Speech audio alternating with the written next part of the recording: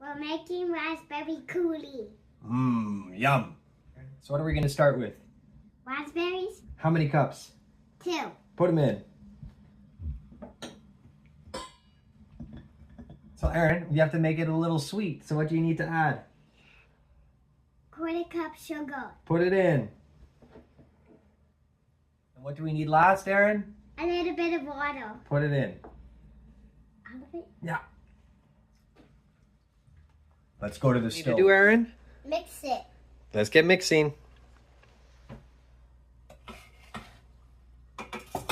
Aaron, what do we need to do? Pour the raspberries.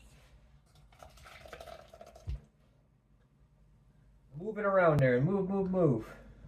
We're going to squeeze out all the raspberries.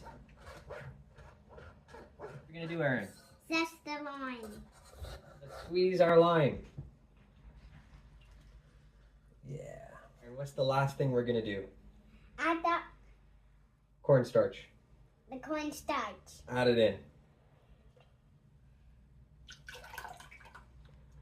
Time Bam. to Whisk the raspberries. go ahead. This is a raspberry coulis. Is it yummy? Yeah.